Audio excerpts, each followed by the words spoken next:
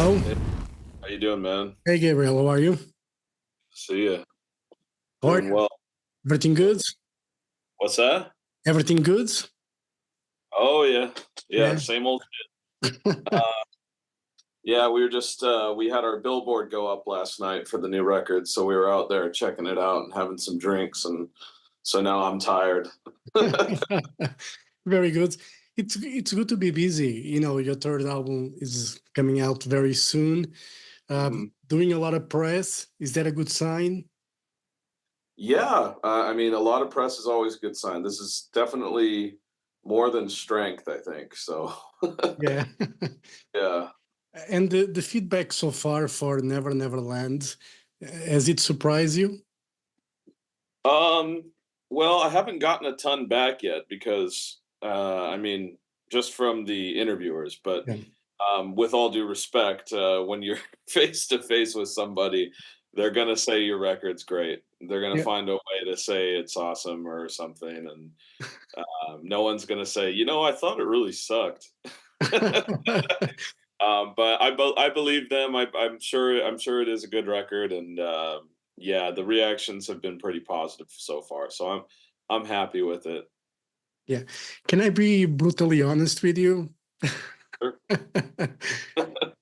One of the things that surprised me the most on these records, it's the guitar melodies, solos, and the melodies overall on this Yeah. record. I was taking notes of the songs. I stopped because I was, taking notes of every song that was on the record. So Oh shit. Okay. yeah, so I kind of stopped myself because there are songs, where Angel of the Night, it's like the solo on it seems or sounds simple, but it's a great melodic solo. Like, you kind of show that you don't need to shred every time to make a guitar solo shine. And Uh, Angel of the Night was just one of those tracks. I was listening to it, I was like, you know Pink Floyd did something like this in the past, where Gilmour would hold a note and it meant the world. And you guys yeah. kind of do that on Angel of the Night. Thank you. Yeah. Tom, our producer, actually called those the Gilmore solos as well. So you caught on to that. We have some similar solos like that in Cold World. But yeah, Sebastian just nailed that Angel of the Night solo. I remember I came in that day. I was out partying the night before. I hadn't like gone out in weeks, but I one of my friends from Australia, you know the band Sabir? You ever heard of them? No. So, okay, they're like a heavy metal band from Australia, but I love them. And he's like, I'm in town. I'm like, where you at? He's like a block from my house. So, anyways, I was up till 5 in the morning, and I go in the studio, and I'm just like, dudes, I, I'm like, you have to do the solo, and so I'm laying on the couch, kind of being like Rick Rubin. Yeah, it's good, guys. And and Seabass just laid out the Angel of the Night solo, and I was like, dude, that is the best solo I think you've ever done. And I hope that's not insulting because he can shred. But really, that solo, I still listen to it. And we played it at practice live the other day, and it sounded just as powerful as it did on the record. And I was like, damn, those are the happy accidents I love in the studio. Yeah.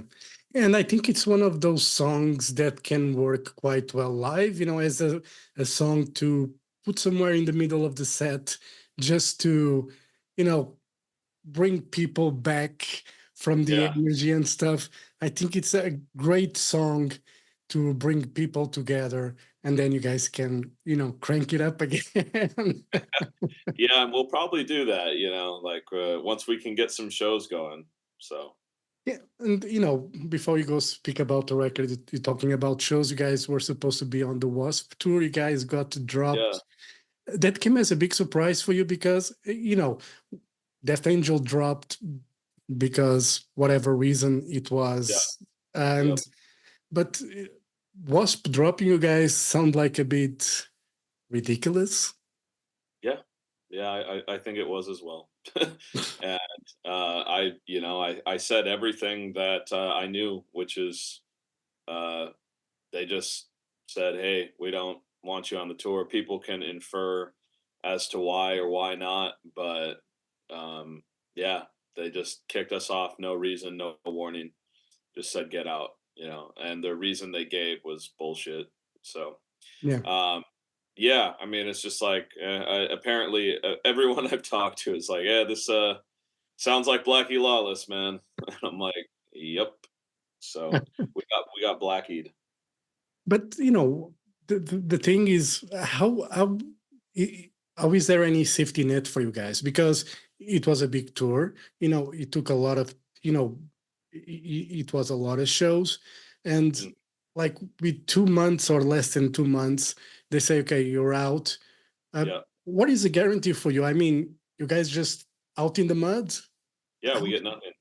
We just fucked. That's it. And to be honest, Blackie Lawless is kind of fucking himself too. You know what I mean? Like, it's not like we were drawing no one to these shows. I mean, I think our the reaction showed that we have a pull. So it's just like I don't know why this happened, but now it's done, and there's no turning it around. Yeah. So yeah, And it's a shame because I'm a big Wasp fan. Obviously from the earlier days more than the later days. yeah, And I'll be honest, Blackie Lawless gave me the best interviews I ever really, did. And yeah. And I want to be clear. I have nothing against Lawless. Nothing against Wasp. Uh, I'm I'm not trying to make this a personal yeah, thing at all. I get it. We're in a business. You got to make business decisions, but and it really did screw us.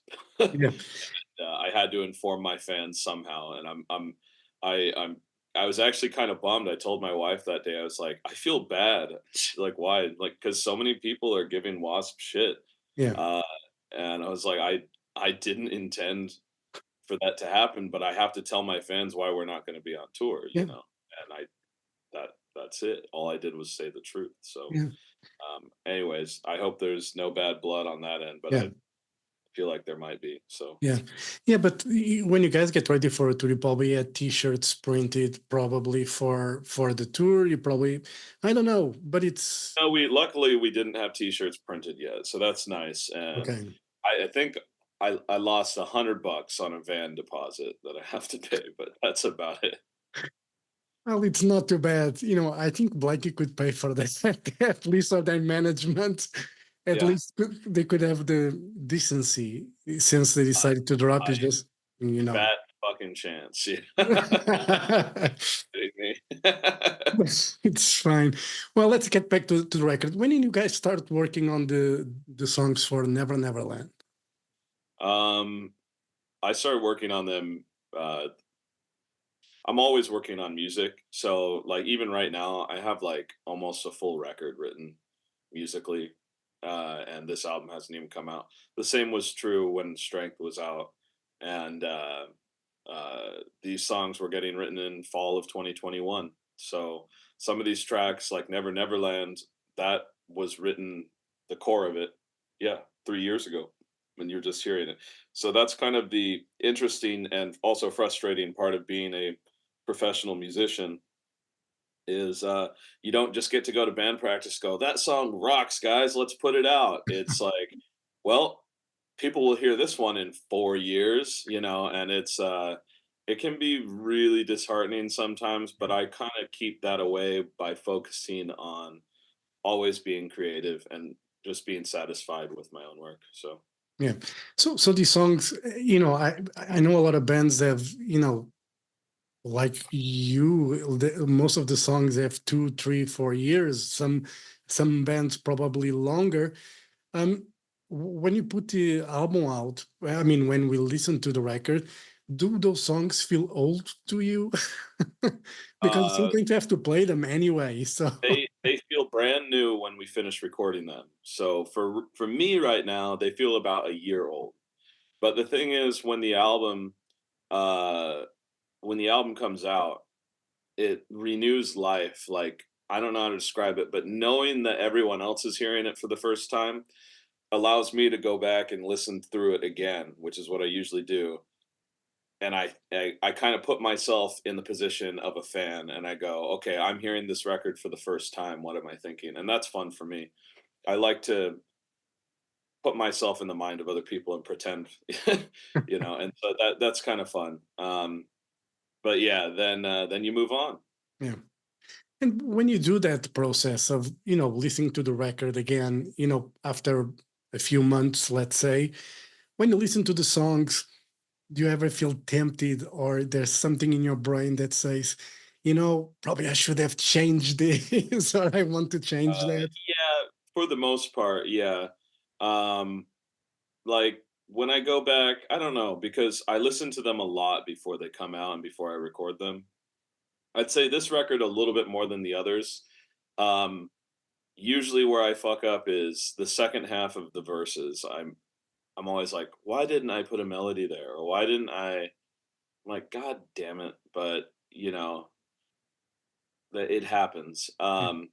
But yeah, no, most of the songs I've listened to so many times that they're already filled up. They have everything they need. But yeah, every once in a while it's like, Yeah. ah shit, that would have been great there. But you can always do that live, probably, when you play, Yeah.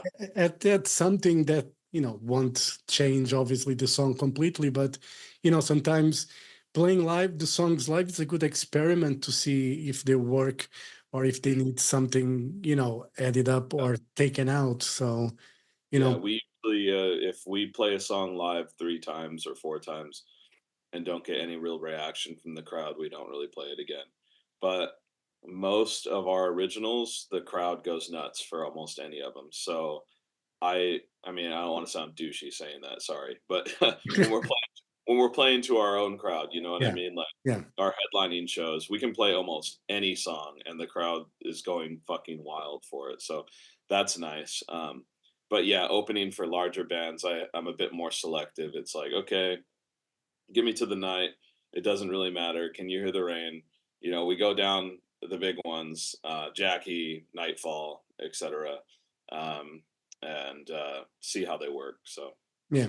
I remember seeing you guys for the first time when you guys played with was Arch Enemy and Behemoth, the European tour that you guys did. mhm, And the thing that surprised me was in a way it didn't seem that the sound fitted with the rest of the bill, but mhm, at the same time it made sense. How was mhm. it for you guys, to be in a tour where bands are a bit more extreme, louder, heavier, whatever, and you guys have to warm up the crowd? What goes in your mind when you're facing a crowd that's not yours? um, it's whatever. We're up there for 30 minutes. Like I don't really. I'd say I'm more nervous than excited.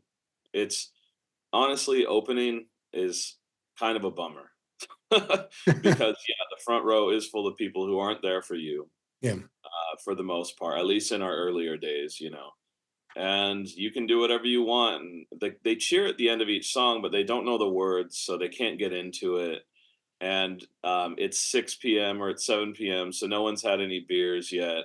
They're not that loud. They're kind of reserved. They're still digesting their dinner, and so it's yeah, it's definitely not as fun as headlining when yeah, you basically it's really hard as an opener to get the crowd in the palm of your hand, to get them to be, into it. Whereas when we're headlining, it's like you can just tell the crowd to do whatever you want them to do, and they do it. yeah, Um, I mean, specifically at some of our headlining shows, it's wild. People are like circle pitting to "Can You Hear the Rain," you know, yeah. or like moshing to Jackie, stage diving to Jackie. Like I'm like, what the fuck is going on here? Like, Well, it's great to have that experience anyway, when because that means the crowd is having fun, and if they're having fun, you'll have fun as well. hell yeah, I mean, totally, and I love it. I think it's great. And one of the things about Onto Others, you guys are making music that no one else is making. You know, we can hear a lot of new records, and bands sound, sound like another band, whatever, but onto others are on a league of their own. Do you guys realize that? And how do you feel? You're making something so unique at the same time. Grateful, I suppose. Grateful that we're able to do it. That's about it. Like, because when you start out, that was the goal of this band when I started. I was like, okay, well, if I'm gonna do a band and we want to be a big band, we have to be unique. And that's every artist's question. Like, how the hell do I stand out in the crowd? How do you even begin to create something that's unique? And for me, the answer went back to elementary school when they say you're all special little snowflakes. There's something inside of you that makes you different from everybody else in the world. And so I just said, okay, who am I? If I be myself, I can be unique. Um, and that's what this band is. It's just me trying to be myself as much as possible, and I encourage my bandmates to be themselves. There's no, hey, this band's not cool and that band's not cool, and you can't listen to this, and we can't like this, and we can't play that riff because it sounds like this band and all this other shit. Which, funny enough, a lot of bands work that way, and I used to be in one of those bands, and never, never, ever again. We have no creative boundaries. Yeah. That's for me, it's great to hear that because when bands put themselves in a box, it's Yeah, almost a death sentence, sad. at least creatively, I Yeah, think. yeah, you're fucked Yeah. because then it becomes such a huge deal if you ever step out of the box, and it could be a career-ending move if you put out 10 records that are all exactly the same and then go, we're gonna do some weird stuff on this one. And people go, what the fuck? And with us, I prefer to just go, what the fuck, every record. Yeah. Like, We were speaking about W.A.S.P earlier, and when they released Kill Fuck Die, that record was almost a career killer for them. really, I think it was when they decided to go industrial, whatever thing it was. I saw that tour. I saw a yeah, show on that tour here in Portugal, and you know, it wasn't the same wasp that I grew up with. It was yeah. whatever. It's choices. Sometimes you take I a have to do chance. some research to that era. I'm assuming this is in the early to mid 90s. Yeah, yeah. Yeah, It's when yeah. there was a boom of the industrial music, and And they when every decided to go. fucking 80s band was, yeah, you had Motley Crue putting out their Generation Swine, and you Yeah, had, yeah, that was a sad period for the 80s guys. The true colors came out. You know what I mean? yeah, You had this like corporate chameleons, like yeah. Metallica going to the Load thing, and Dave Mustaine, Megadeth going to. I Risk. mean, yeah, Risk. Cryptic Writings came out what 99 or something. Yeah, Yeah, that was a good one. But the- yeah, there was a lot of really bad attempts at emulating like the dark, the Crow Matrix style, yeah. 9 Inch Nails kind of aesthetic, and it was just like cringe. And I think a lot of people could see right through it. You have Headbangers Ball, all of a sudden everyone's wearing flannels, Yeah. and you're just like, what a mess. What a fucking It mess. was terrible, and it's funny to remember those days, but it was really a sad period when you see the bands that you idolize trying to be something they're not. Yeah, And on the other hand, then bands like Maiden sticking to what their music was, even though they went to a more progressive, whatever people yeah, call it, side, but they still delivered. And those bands trying to get a newer audience yeah. by doing something that you could smell a mile away that it was shit. Yeah, it's just like, dude, you're obviously trying to sell records or like whole weasel into this fucking market. But like, yeah, I don't know. Yeah, You said something. Oh yeah, Maiden. Love that band for that reason. They never really compromised. They never did anything wacko or stupid like that. Um, and I kind of look up to them because this band is similar in a way where we've never had a scene. You know, if you come Yeah, to one of our shows, there's punks, there's goths, there's metalheads, there's like thrash guys, there's total elitists, and then there's like totally normal people, yeah, just normal folks that don't go to metal shows very often. There's you can pick them out because they're standing there in our t-shirts, you know, at the front row at like Ace's High Saloon in Salt Lake City, which is like a total elitist like metal bar, you know. And you're like, you look out of place, but they're fans, and so it's like we have this weird like mix of like misfits all drawn together, and I'm just so happy yeah, because I'm just like, yes, like the music is touching people's hearts. It's not just a scene thing of like, hey, you should like this band because they're cool because this guy says they're cool and that guy says they're cool. It's like people are deciding for themselves that our music resonates with them and then yeah. coming out to the concert. They're not going because everyone else is going, you know. Yeah. You're absolutely right. And that kind of defines a band in a way when you have fans that they're not cheap. They're not following someone's trends or whatever, and Well, they yeah, they you don't. have a hardcore record from us next year if that was the case. Yeah. And on the press release, there was something that really caught my attention. I took a much looser approach and gave members more input. Yeah. How freeing that was for you to have that weight in a way off your shoulders for a bit and let the rest of the guys be themselves on these records. So yeah, that press release has kind of come back to haunt me a little bit, but yeah, what I meant to say is I still wrote all the music Yeah. aside from Butterfly. Brandon, you know, collaborated with me, but in the studio, yes, I was like way less nitpicky, and I wasn't trying to be the junior producer. I just said, I just sang and I just played guitar, and did my jobs, and I let Tom produce, and Brandon did backup vocals, which he does live. This is the first record where I'm not doing my own backup vocals. The solos, I'm like, go ahead, just, you know, rock it out. The drums, same thing. And we just kind of built everything around each other. And it was nice because it was a really creative, collaborative atmosphere. Yeah, I think it's important for even though you do the bulk of the songwriting, I think in a band it's important for everyone to feel included, and not just Yeah. Like, because hey, yeah. Well, you know what I'm.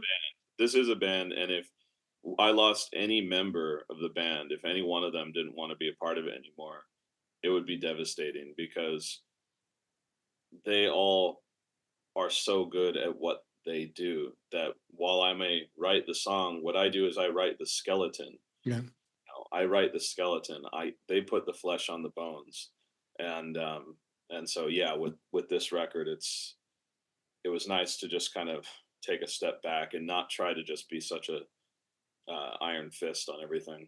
yeah. And how was to work with Tom, especially because he came from working like with the Cult, Ghost, and some other great bands. What did he bring to the table on the producing desk with onto others? Oh, Tom, he Tom knew exactly what we needed, basically. Tom made these songs sound arena huge, you know. He made them thick and meaty, for lack of a better word. Uh, but yeah, sonically, he's just like a genius. And anytime something needed to be done, he just got it. Like you just didn't have to tell him what to do. It was amazing. You know, you could trust him, and he was so fast and on top of it, and just like nailed the workout. You could just trust that he wasn't gonna cut any corners, and that's why it was also so easy to let go and just let him be the producer, you know. And yeah, I'm not knocking any of my old producers; they're all Yeah, fucking amazing producers as well.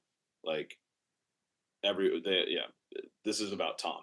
yeah, Yeah, but if any of my old producers are watching, I love you, Arthur and Gabe. You guys fucking killed it. But yeah, yeah, with Tom, it was just like a It was like, "Hey, make that bigger." He's like, "Okay," and it just sounds bigger. So it was cool. Yeah, I know some bands they use some records as a template for the sound they want. Let's say if they work with whatever producer they want, like Bob Rock, let's say, and they want to sound like the Black Album from Metallica or Dr. Feelgood from Motley Crue. They'll bring the record and say, "I want my drums or my guitars to sound like this." Yeah. Well, how is when you work a guy like Tom? Do you guys say that I want my guitar or I want the drums to sound like this? Because one of the things that I really enjoyed with Tom's work with Ghost was the drum sound. For instance, Yeah.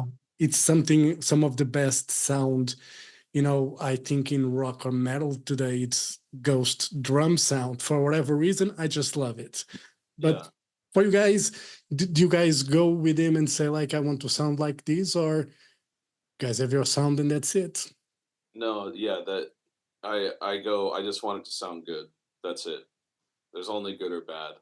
I would never go into a studio saying, "Please make us sound like Ghost. Please make us sound like Rammstein," because what you're going to sound like is a shittier version of what you wanted. There's no way you can emulate a sound without being that band. You know Yeah, what I mean? So it's just like, no, do whatever you need to do with whatever instrument in context of our music. You know, so and Tom got that 100%. yeah. He's a great producer, and next year you guys are coming back to Europe, big tour with Green Lung. You guys are coming back to Portugal February 28th. Um, what can we expect from that tour? How long you guys? It's going to be a co-headline tour, so you're probably going to play same time as Green Lung. You guys have any ideas how that's going to, how, time wise, how that's going to turn out? So first off, I just realized I was wearing my own sweater, so sorry for that. Like feel like a total asshole sitting here talking about myself wearing my own shirt. You have to But tell your band. That's how you yeah, do it. Fuck it. Fuck. yeah. But Yeah. no, second with the Green Lung tour, yeah, it's really weird how it was billed. Because it looks like it's a co-headliner, but we're opening every night. So we're playing shorter than Green Lung, which is totally fine. I'm totally cool with. But yeah, I thought it was kind of odd that it looks like a co-headliner when it's not really. So, and my booking agent will probably want to punch me in the face if he hears this. But it's the truth. We're direct support for all the dates. So and we're happy to be direct support. Green Lung's a great band, but yeah, it's kind of. I think they I guess when designing they thought we were worthy of same size logo. So that's kudos to them and thanks for them on that. But Yeah. yeah, we still got a pretty long set and we will deliver. So Yeah. You're still going to play a lot of new songs. Are you going to go for it? yeah, 100%, yeah, because we've already toured Europe enough playing mana and strength stuff and yeah, we'll probably at that point, I think we'll gauge which songs are doing the best from the record, and we'll probably whip those out, and then maybe one that we just feel like playing, Yeah. and go from there. And just one last question, about the record. There's one song that I really enjoyed. As I said, I took quite plenty of notes on songs Oh, I see. Yeah. but Flatline, I just wrote Fast and Furious, kind of reminds me a bit of the old school Celtic Frost. No shit. What's funny is I still haven't listened to Celtic Frost. I've listened to Into Crypts of Rays. That's the only song I know, and it's funny because yeah, when we put out Mana, so many people were like you sound like Tom G Warrior, and Tom G Warrior even he retweeted our song When Will God's Work Be Done like a few years ago, and was like this is great, and and I'm like, um, thank you, but I was not ripping off Tom at least consciously, so. And this happens all the time. This happens so often that I feel like people are gonna think that I'm a liar. Uh, because it's like, oh, this sounds like typo negative, and I'm like, dude, I swear to God, I mean, I didn't even know who Robert Smith of The Cure was when we started this band. I didn't know who David Gahan from Depeche Depeche Mode Mode. was. Yeah, I didn't know these things.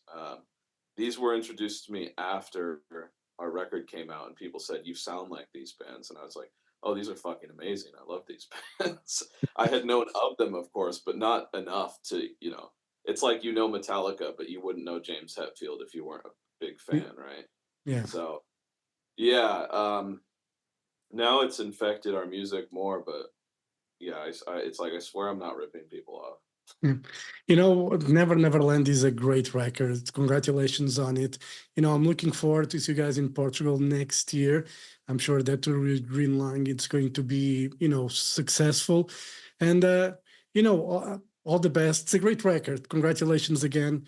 I think you guys are on the right path to be a big band. So just keep doing what you're doing. Be honest, because we can smell bullshit a mile away. if you're being if you're being false, we can smell it anyway. At least I think we can. Well, as long as you can smell it, I'll stay on the straight and narrow. So Right, Gabriel. Thank you very much for your time. All the best, and see you in Lisbon next year. All right. till then, Thank thank you. you. Bye bye.